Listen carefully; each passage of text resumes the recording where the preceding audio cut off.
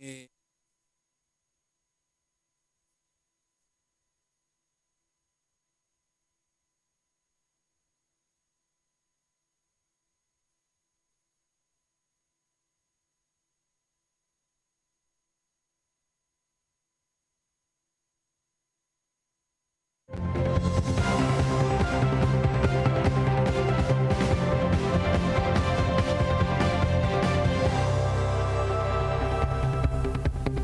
Hola, ¿qué tal? Muy buenas noches. Estamos listos para iniciar un nuevo pulso político aquí en TVU, canal de la Universidad de Concepción. En un día especial para nosotros, el día de nuestro cumpleaños, TVU cumpliendo 25 años. Hemos estado todo el día con recuerdos de programas, símbolos, pero no nos olvidamos de las noticias, de la contingencia. Es por eso que nuestra programación sigue, como es habitual los lunes, con Pulso Político, para revisar la contingencia, la actualidad, hoy concentrados en la región del Biobío, y es por eso que nos acompañan dos de los nuevos seremis que son parte del gabinete regional acá en nuestra zona. Les vamos a preguntar cómo se han sentido en estos primeros días, o primeras horas algunos, ¿por qué no?, y los desafíos que van a tener por delante. Nos referimos a Eduardo Vivanco, seremi de gobierno de nuestra región. Don Eduardo, bienvenido. Muchas gracias, Francisco, Héctor, y muy contento de estar aquí en esta noche. Así que felicitarlos por su 25º aniversario también, una fecha muy importante y coincidente con mucha de la actividad informativa. Así que contento de estar aquí de nuevo. Hacía muchos años que no venía a este canal. Muchas gracias. Y también nos acompaña Héctor Aguilera, seremi de Educación. Seremi, bienvenido. Muy buenas noches. Saludarles en los 25 años ininterrumpidos, aportando con información y con entretención a toda la región.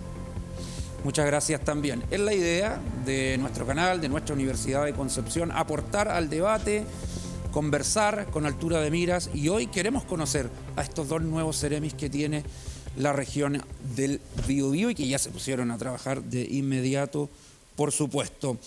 A ver, tardó don Eduardo Vivanco la designación de los seremis, lo cual generó críticas en sectores incluso que apoyan al gobierno del presidente Boric.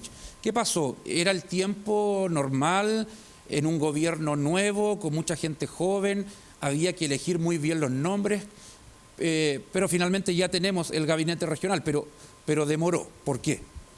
Bueno, estos temas de nombramiento generalmente son muy complejos, sobre todo cuando hay una diversidad de actores políticos que no se había dado nunca en la historia de nuestro país, mucho menos en los recientes años. Entonces, elegir las mejores personas para cada uno de los cargos era una tarea que, siempre siendo compleja, ahora era aún más compleja.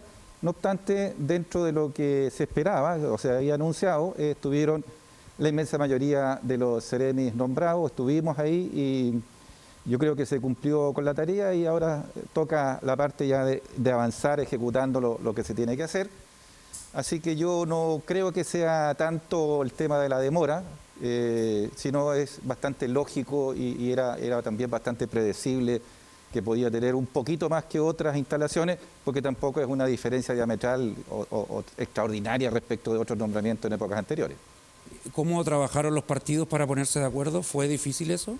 Me imagino que sí. Yo no estuve participando de aquello, pero evidentemente que ponerse todos de acuerdo era muy complejo, porque no es solo que los partidos intervienen en esto, sino que hay otros actores, el propio gobierno, y cuadrar aquello es siempre complejo, pero siempre pensando en las mejores personas para asumir cada uno de los cargos. Eso le iba a preguntar. ¿Es este el mejor gabinete que se pudo haber elegido?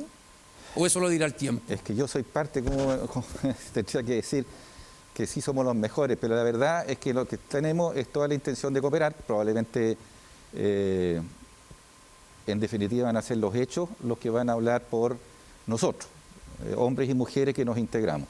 Pero yo creo que es un muy buen gabinete, con mucha diversidad, con mucha pluralidad, con mucha diversidad territorial, mucha gente nueva, unos jóvenes o como yo no jóvenes, pero que estamos todos dispuestos a dar nuestro mejor esfuerzo para sacar adelante las complejas tareas que se vienen en nuestra región y hacernos eco de la demanda que se generó en el país de transformaciones profundas en lo que demandó la ciudadanía en la última elección. Sí.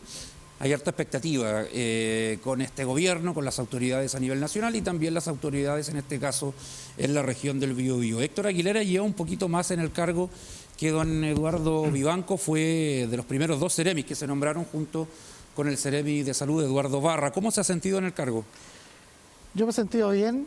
En primer lugar, yo creo que hay que señalar que me siento agradecido de la confianza que el presidente de la República, Gabriel Boric, y el ministro de Educación depositan en mi persona para llevar adelante una tarea tan significativa como es apoyar la educación para la región del Biobío.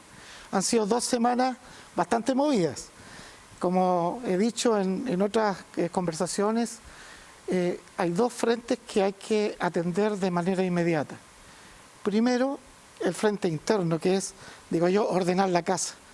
Nosotros tenemos desafíos importantes donde el Ministerio de Educación no puede detenerse frente a situaciones que se van dando periódicamente.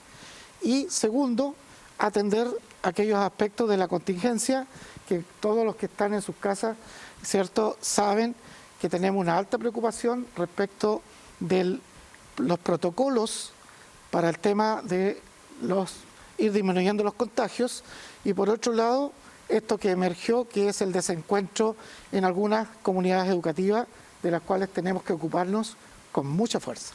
¿Qué balance hace usted a esta fecha, primero, del retorno presencial a clases? ¿Cómo estamos como región en la cobertura, en la presencia? En realidad, el tema de la vuelta a clases, en principio, yo lo he dicho en otras ocasiones, esto parte el 2 de marzo.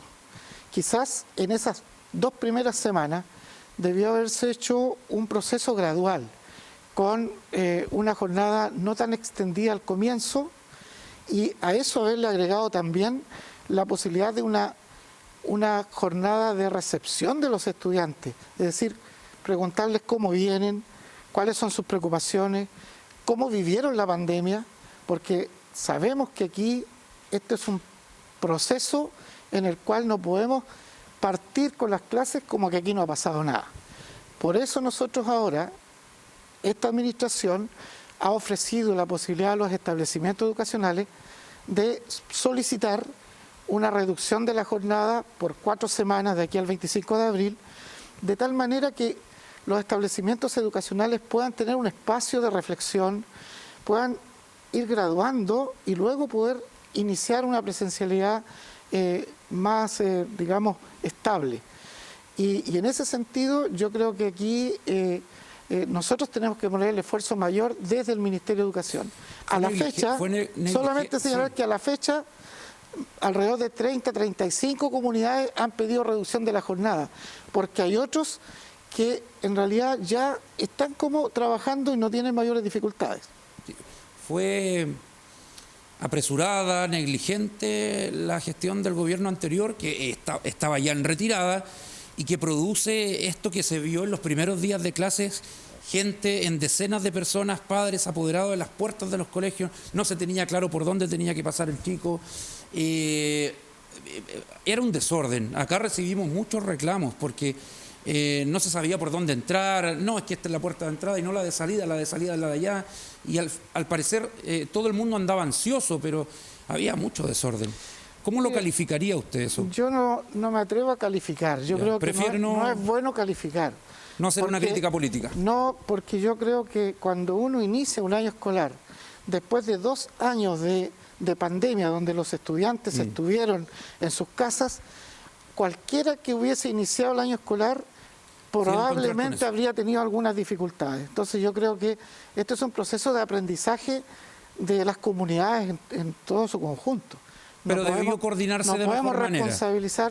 No podemos responsabilizar la administración anterior. Yo creo que aquí todos hacemos los mejores esfuerzos, y aquí en alguna medida también cada comunidad escolar tiene la autonomía de poder informar de la mejor manera cómo va a iniciar su proceso, fundamentalmente aplicando protocolos que son bastante estrictos todavía en función del nivel en el que estamos en la pandemia.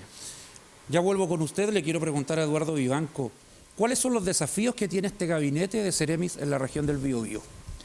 Bueno, los desafíos básicamente es poder cumplir las expectativas que se tiene de profundas demandas de cambio, y en eso hay ciertas cosas que se van a ir avanzando, como mayor presencia en los territorios, mayor escucha a la gente y la entrega de la información lo más clara posible para que la comunicación entre la ciudadanía y el gobierno sea ahora más eficiente, más eficaz, y que permita efectivamente dar satisfacción y una respuesta adecuada a la ciudadanía que está tan demandante de tantas necesidades que se han ido acumulando con el tiempo. ¿Por dónde partir en la región? Sabemos que esta región tiene problemas que vienen desde hace un tiempo. La necesidad de mayor descentralización, que me imagino va a estar acompañada del trabajo que está haciendo la Convención. Hay otros proyectos de ley en el Congreso. La inseguridad que se vive en la provincia de Arauco, ya más adelante vamos a entrar ahí. La congestión vehicular, ahora todo el mundo habla de los tacos, los alcaldes se reúnen. ¿Usted cree que todos estos problemas son igual de importantes o cree que hay que empezar por ciertas áreas si se quiere priorizar? Hay problemas que son más urgentes. ¿Cómo cuáles? Bueno, claramente el tema de la movilización es un tema urgente, el tema de la seguridad ciudadana también es un tema urgente, pero todos los temas son importantes y la diversidad de carteras que se van a abocar a esto, ya con todos los CRMs instalados en nuestros puestos, evidentemente que van a acelerar, ¿no es cierto?, las posibilidades de solución cada uno en su área para ir dando respuesta a todas y cada una de las necesidades de la gente. Entendiendo un poco lo que se ha marcado en agenda, lo que puede ser más urgente en algunos momentos. No necesariamente lo más importante, pero claramente lo más urgente. En La Moneda hay un comité político los lunes. Acá, ¿cómo funcionan las reuniones de coordinación entre los CEREMIS? ¿Se reúnen todos con la delegada?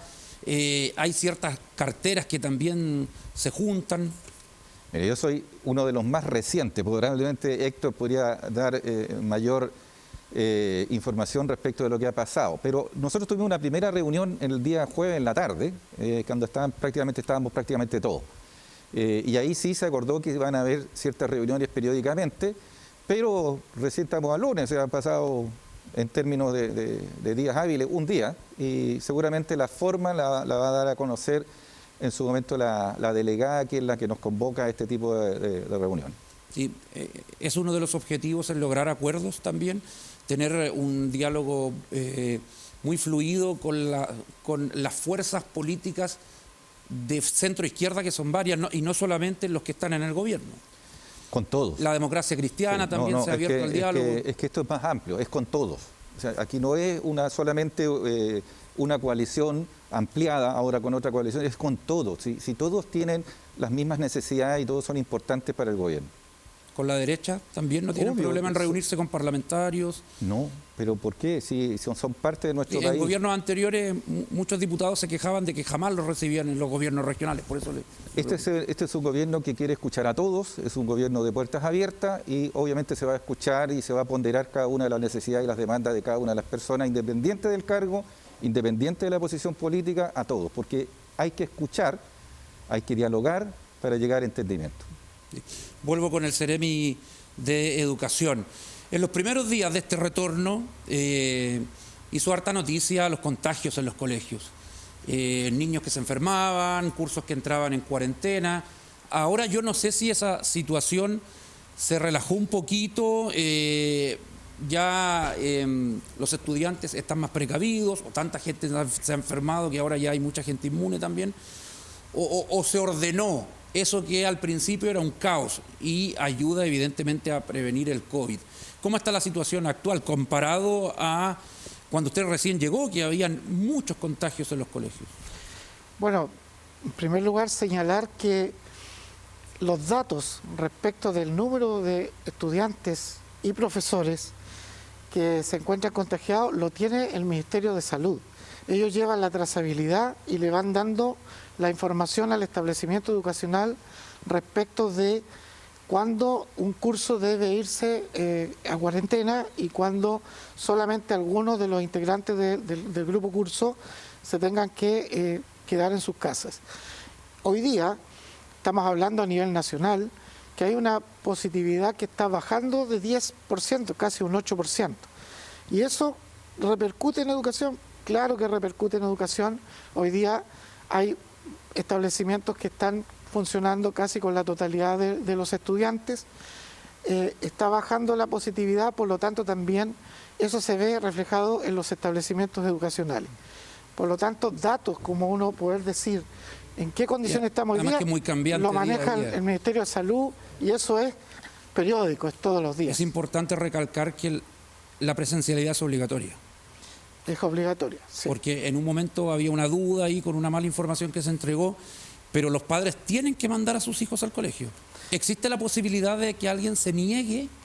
A ver, el Ministerio de Educación, como entidad encargada de hacer cumplir la política educativa del país, tiene que instalar este proceso y fundamentalmente, desde el punto de vista constitucional, debemos preocuparnos del derecho a la educación.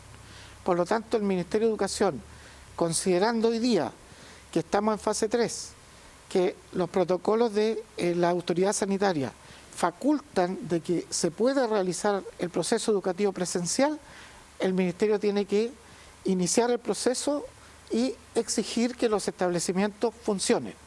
Segundo, el apoderado tiene la libertad de poder decir, bueno, mi hijo tiene ciertas condiciones de salud y lo voy a dejar un par de días en la casa para que luego se acomode y pueda volver al trabajo presencial. Pero de alguna manera, ese estudiante, a final de año, para poder pasar de curso, aun cuando tenga todas las asignaturas aprobadas, debe tener un 85% de asistencia. Ese porcentaje puede ser considerado menor siempre y cuando existan situaciones probadas de que el alumno estaba impedido de asistir. Ahí está la relación de obligatoriedad o no obligatoriedad. O sea, hoy día el Estado se obliga a ofrecer al sistema proceso educativo para los estudiantes. El padre tiene que evaluar, ¿cierto?, cuál es su responsabilidad frente a la educación de su hijo. Pero las condiciones están todas evidentemente normadas. Ahora, un apoderado también puede decir, yo no mando a mi hijo a estudiar a la escuela y procedo a un proceso de pruebas como alumno libre. Esa es libertad que tienen los apoderados, que esperamos que sean casos menores, porque hoy día el sistema educativo está preparado para atender a todos los estudiantes. Sí, eso es lo que respecta a educación. Nos tenemos que ir a la primera pausa y a la vuelta seguimos conversando. Estamos conociendo a el Seremi de Gobierno, Eduardo Vivanco, y a don Héctor Aguilera, también Seremi de Educación. Volvemos.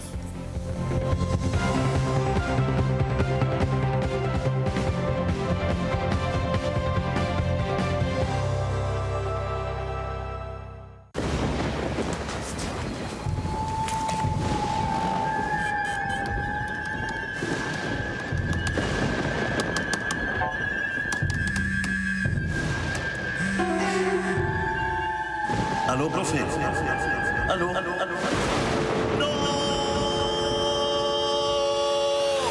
¡No! Que volver a clases no sea una pesadilla. Súmate a la fibra más rápida y estable de Chile. Revisa nuestras ofertas en tumundo.cl. Esto sí es fibra, pero con respeto.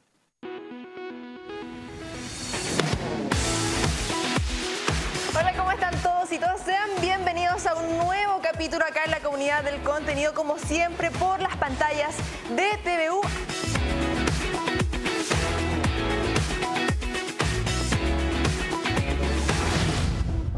Todavía hay una percepción del transporte público como inseguro, aun cuando de todas maneras hemos visto el biotren colapsado estas mañanas. Pero si aquí tú tenés gente que está estacionada, no. Cuello botella.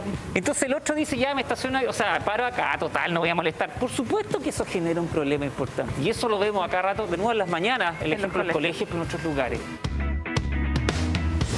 se los doy a nosotros como cultura, como país. Si, por ejemplo, yo tengo una escuela, si la escuela me ve a mí, tienen más deseos de poder consumir fútbol femenino que está su profe. Entonces yo, más allá de darle responsabilidad que sí la tiene la gerencia de cada club deportivo, se la doy a nosotros como ciudadanos, que tenemos que consumirlo, que tenemos que pedirlo. También hacer un poco un llamado a que hoy día nos estamos volviendo una sociedad mucho más igualitaria, lo celebramos, y también, por supuesto, que eso tiene que ir avanzando en temas de violencia hacia todas las personas.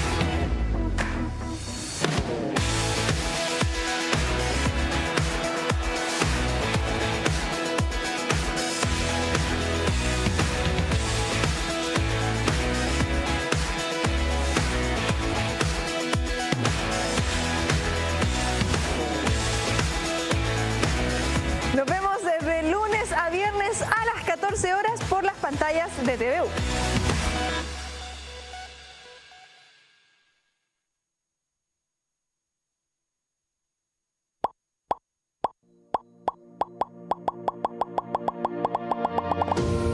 TVU, 25 años.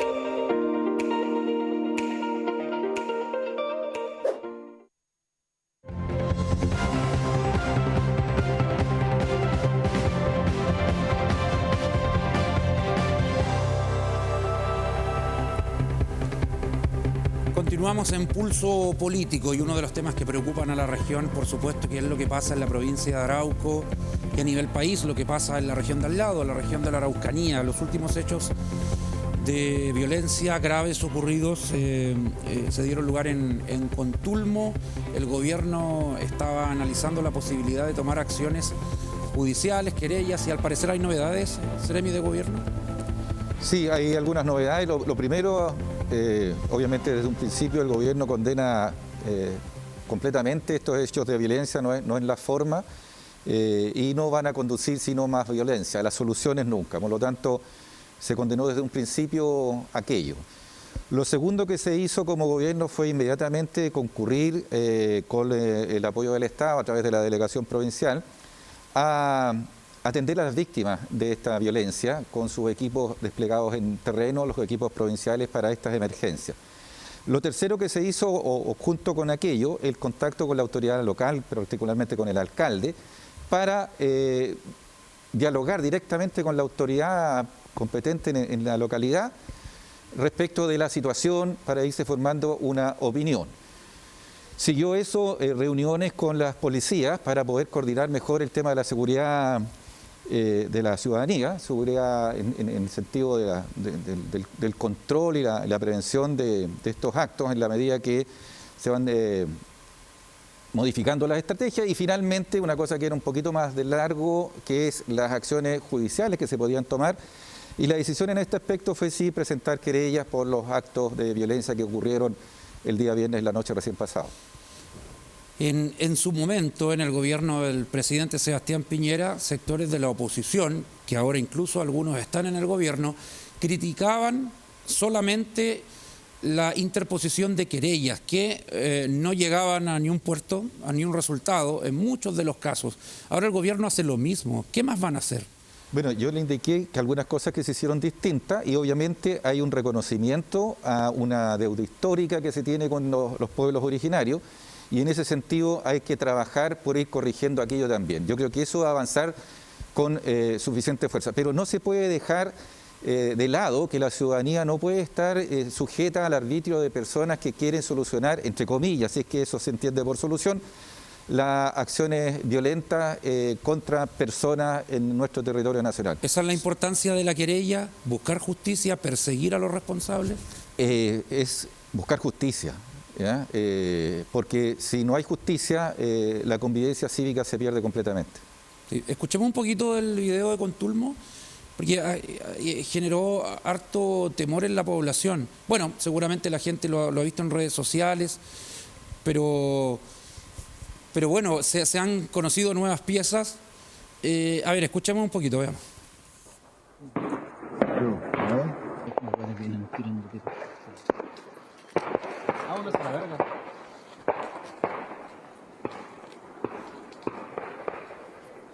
cierta parte del registro de este video, pero Seremi, ¿cómo se puede perseverar en la estrategia de buscar el diálogo en este contexto?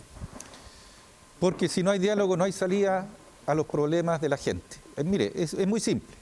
Usted ve la noticia internacional, Ucrania, Rusia. ¿Qué se está buscando? Diálogo, para poder terminar, de alguna manera, aminorar ese conflicto. Un vecino cualquiera que tiene una dificultad con otro, no van a solucionarlo si no entra en un diálogo. Todo pasa por iniciar un proceso de diálogo. No hay salida a la violencia, no hay camino a la convivencia pacífica, sino es a través del diálogo. Pero no son caminos excluyentes con las acciones jurídicas de actos violentos que atenten con otras personas. Esas son cosas que pueden correr en carriles paralelos sin ninguna dificultad. El énfasis de este gobierno es el diálogo para buscar soluciones de fondo a los problemas. Problemas que de alguna manera gatillan o favorecen situaciones de violencia, como es la postergación de demandas de personas, de grupos sociales, que también son caldo de cultivo para otro tipo de grupos de poder o de acción allí que pueden estar trabajando o aprovechándose de esta circunstancia para hacer algún tipo de negocio propio, digámoslo así, por decirlo de una manera. No hay temor en el gobierno. Fue la ministra Isquia Siches.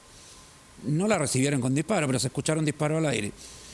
Después fue Manuel Monsalve. Es decir, las dos principales autoridades del Ministerio del Interior han ido y no han sido bien recibidos y han tenido que devolverse. ¿Usted cree que eso no va a amedrentar a que el gobierno y sus autoridades vayan y visiten toda la región? El gobierno tiene absolutamente decidido que el diálogo es la única salida y no va a haber acción alguna que amedrente a las autoridades para cumplir con ese mandato presidencial. ¿Usted iría a Cañete, a Tirúa, no tiene problema?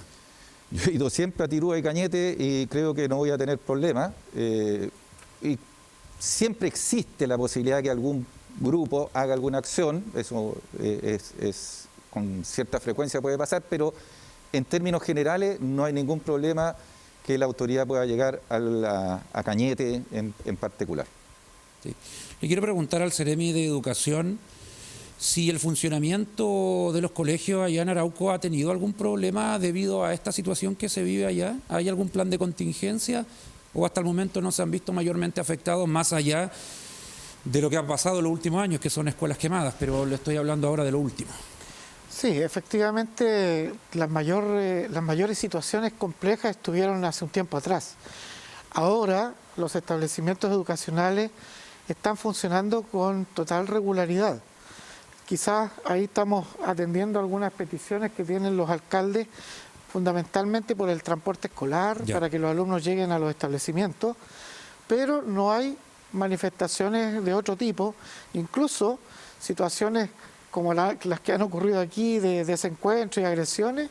En la provincia de Arauco no tenemos esas dificultades hasta el día de hoy. Ya, el tema del traslado lo están viendo con los alcaldes. Exactamente. Para asegurar la presencia de los estudiantes en los colegios. Exactamente. ¿No ha habido algún ataque a un colegio hasta ahora que usted haya sabido?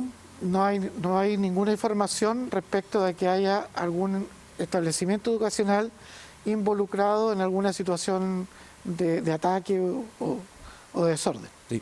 Vuelvo al tiro con lo de Arauco, Seremi de Gobierno, pero ya que estamos hablando de violencia, estamos preocupados porque han habido casos de violencia en los colegios, también de peleas entre estudiantes, agresiones graves, como un profesor apuñalado en Talcahuano, y ahora estas amenazas de ataques armados por redes sociales.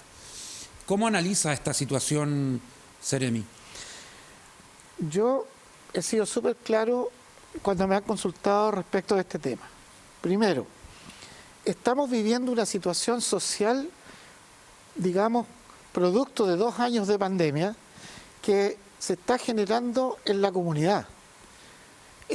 Hay personas que, al parecer, algo está ocurriendo en la población que frente a una situación compleja, inmediatamente solucionan el problema de manera agresiva y no a través del diálogo. Hay personas que, hemos visto en noticias, alguien le habla mal desde un auto, se bajan y le rompen los vidrios. Eso ya es una muestra de que algo está pasando en la sociedad y hay que hacer una atención mayoritaria. Estos hechos y esta forma de enfrentar estas situaciones se traslada también a los establecimientos educacionales. Los estudiantes, producto también de este periodo de 2 años, ¿cierto?, que no han tenido procesos de socialización, ha afectado cuando llegan a un establecimiento y tienen que estar largas horas, ¿cierto?, junto a sus compañeros. Y lo otro que nos llama mucho la atención es que estos desencuentros entre los estudiantes se están involucrando adultos. Sí. Y eso nos llama mucho la atención. Por lo tanto, ¿cuáles son las propuestas ministeriales? Primero, que existe una política de convivencia escolar que los colegios la conocen.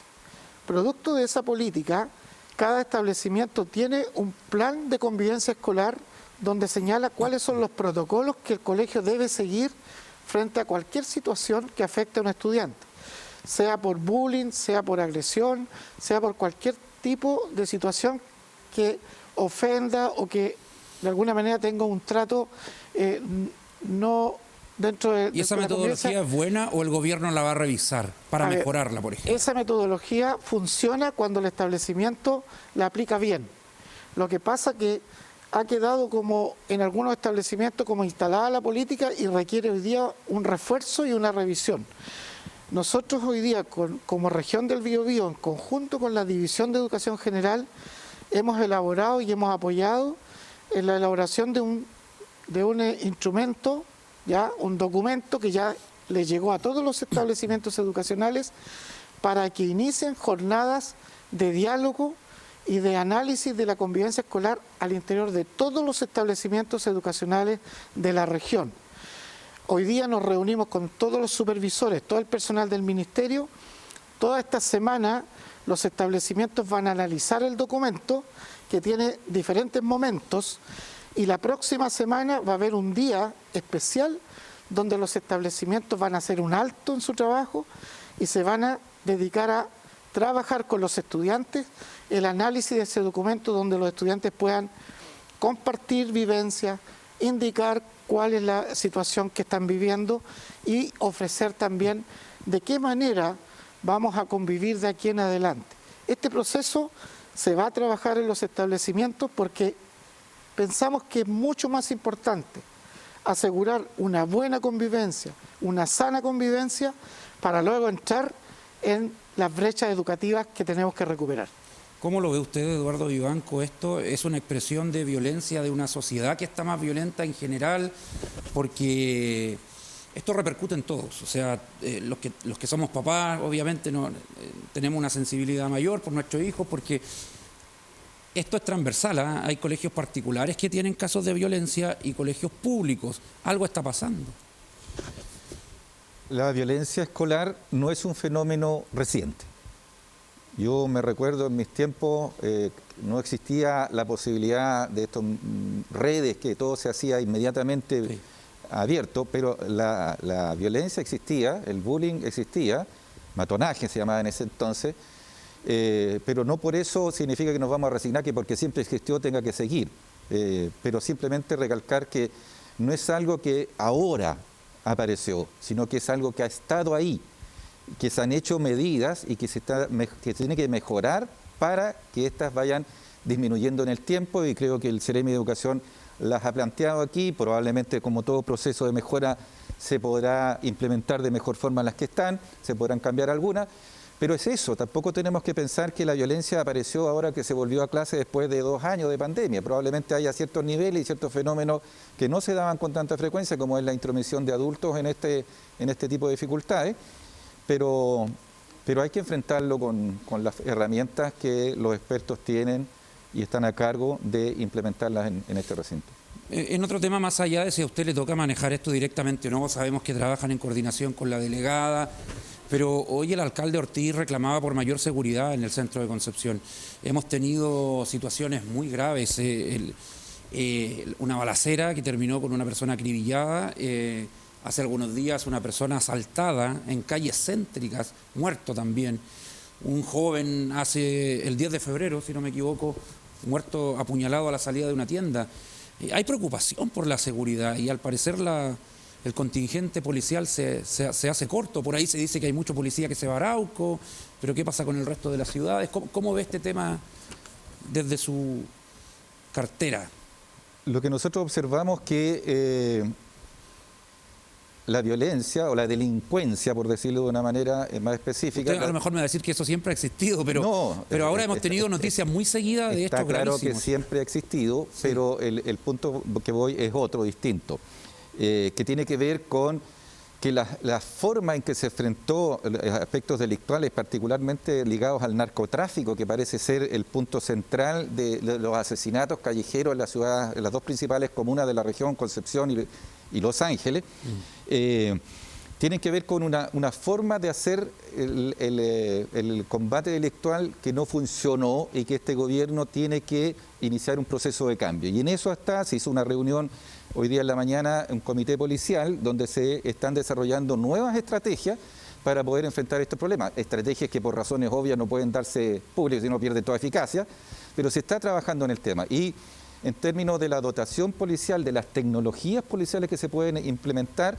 en eso también se va a trabajar para no solamente generar una sensación de mayor seguridad, sino que se traduzca también en un mejor control preventivo de la delincuencia. Por lo tanto, se está trabajando entendiendo que lo que se estaba haciendo nos tiene donde nos tiene hoy. Esperamos que, y yo confío que así va a ser, en un futuro esas situaciones van a ir mejorando. Tenemos que entender que el narcotráfico está muy inserto últimamente, que es un fenómeno global que se está insertando en nuestra sociedad por desgracia, en la que terminan muchas veces lesionados y fallecidos personas que no tienen ninguna relación con estos delitos y que les toca como víctimas, digamos, alternativas, víctimas casuales de estas acciones de delincuencia, y la Subsecretaría de Prevención del Delito tiene unos programas especiales para dar asistencia jurídica, asistencia social, asistencia psicológica a estas víctimas, que también son una preocupación central del gobierno. No solamente el combate de la delincuencia, sino que también el cuidado, reparación y mitigación de las consecuencias de estos delitos tan graves que se están dando en este último tiempo en nuestras ciudades, para con las víctimas inocentes de esa violencia. Quiero volver a lo de la Araucanía, bueno, que hay problemas de inseguridad también en la zona de la provincia de Biobío, con un fondo tomado por personas armadas, video que muchos han visto también, y en su momento se le preguntó a la delegada Daniela Drenner y ella dijo, bueno, este caso ya está en la Fiscalía, por lo tanto nosotros es poco más lo que podemos hacer, pero ustedes ahora al poner una querella como gobierno se están involucrando igual, entonces ¿cómo entender? ¿La autoridad política se va a involucrar en estos hechos o no? ¿O lo va a dejar todo en manos de la justicia? La autoridad política tiene que velar por la seguridad, y eso se hace a través de Interior, y eso se está trabajando con las policías respecto de esos hechos puntuales de violencia. Por lo tanto, no es que se deje, se va a hacer con las herramientas que se tenga el control que es pertinente para cada uno de los casos. Cuando usted o en el gobierno hablan de buscar el diálogo, ¿ese diálogo está abierto a todos los que quieran dialogar o tiene vetos a ciertas agrupaciones? Con todos los que quieran dialogar, sin someter los diálogos a medidas de presión y menos medidas violentas. O sea, el que quiere dialogar siempre va a encontrar al gobierno abierto al diálogo, a conversar, pero no puede ser forzado, ni menos sus consecuencias o lo que se pretende con el diálogo a través de medidas de fuerza, porque eso no es posible.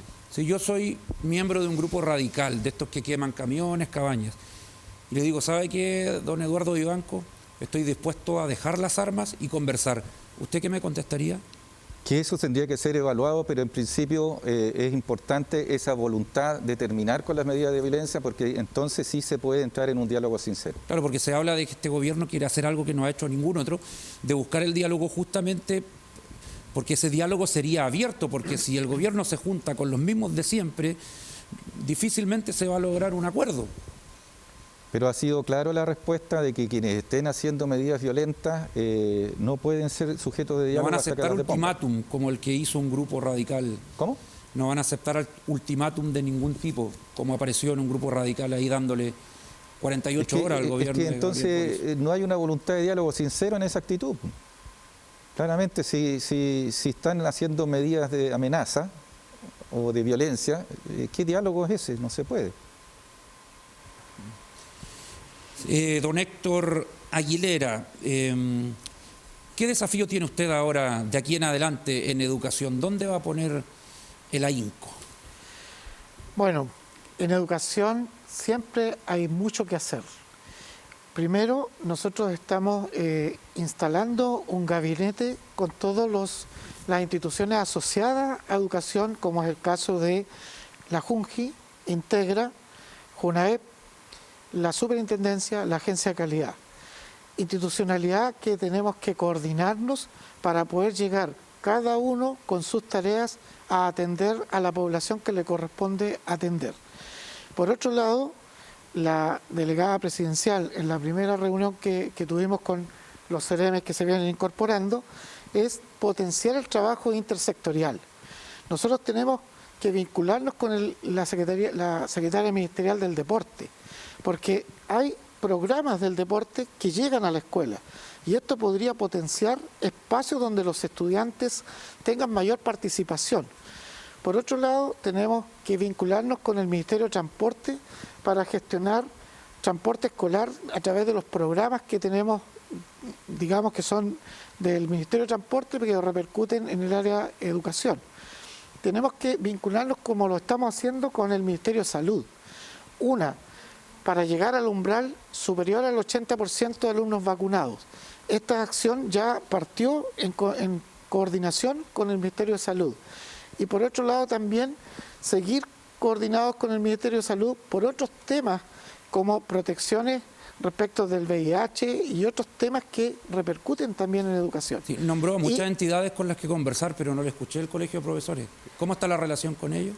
El Colegio de Profesores, cuando yo fui nombrado CEREMI Educación, el día jueves, el día viernes, armé inmediatamente mis equipos internos. El día sábado en la mañana yo estaba llamando al presidente del Colegio de Profesores para pedirle que asistiera a mi oficina para tener una reunión con el directorio regional. El presidente me dijo que no podía antes del jueves porque estaba saliendo del COVID. Sí. Así es que el día jueves estuvo la directiva en una conversación muy franca, muy directa. Tuvimos una visión global de los temas que al Colegio de Profesores le interesan y me dejaron invitado para la asamblea que fue este viernes primero en el Colegio de Profesores, a la cual asistí y pude dialogar con la asamblea completa. Además, señalarle cuáles son las líneas de trabajo fundamentales en este periodo y de alguna manera iniciar un diálogo con una entidad tan importante como es el gremio de profesores, porque aquí tenemos que trabajar de manera coordinada. Eso es fundamental para alcanzar todos los objetivos que tiene este gobierno en materia de educación, que son muy interesantes y que vamos a poner toda la fuerza para que esto funcione de la mejor forma posible en nuestra región. Eduardo Vivanco, para despedirnos ya, un mensaje a la población de la región. Este es el mejor mensaje que puedo darle a la región, los que nos están escuchando, que ampliamos los fondos, el plazo de los fondos concursables que a muchas organizaciones sociales, que una de las funciones principales de la CEREMI que corresponde, el vínculo con las organizaciones sociales. Yo voy a leer un poquito el texto porque es largo. El Fondo de Fomento de Medios de Comunicación Social Regionales, más conocido como el Fondo de Medios, y el Fondo de Fortalecimiento de Organizaciones de Interés Público, o Fondo de Organizaciones, ampliaron sus plazos, por lo tanto la gente lo puede ver todo ese detalle en www.fondos.gov.cl, pero el Fondo de Medios se extenderá hasta el 29 de abril y el Fondo de Fortalecimiento de Organizaciones, dependiendo, puede ser hasta el 14 de abril si es papel y hasta el 22 de abril si es vía digital. Por lo tanto, yo quiero invitar a las organizaciones a que participen y puedan vincularse con el gobierno, hacer sus demandas ahí y cumplir algunos de los proyectos que tienen. Así que esa invitación queda abierta. Se postergó entonces el cierre de los fondos. Perfecto, y sabemos que en nuestro canal también se ha adjudicado fondos con producciones muy, pero muy acabadas, de buena calidad, ahí a la cabeza de nuestro director de prensa, Hugo Varela. Así que seguramente él va a estar ahí postulando. Lo vi por ahí escribiendo y llenando algunos formulario. Eduardo Vivanco, mucha suerte en el desafío que viene para usted. Muchas gracias, Francisco. Don Héctor Aguilera, muchas gracias por venir también. Suerte en educación.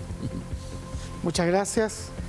Sin duda que la ciudadanía debe estar tranquila, que vamos a poner todos los esfuerzos para trabajar fundamentalmente en aumentar la cobertura en educación parvularia, mayor reconocimiento de los jardines infantiles para que las madres y los padres puedan seguir trabajando tranquilos porque hay un lugar donde sus niños van a estar atendidos.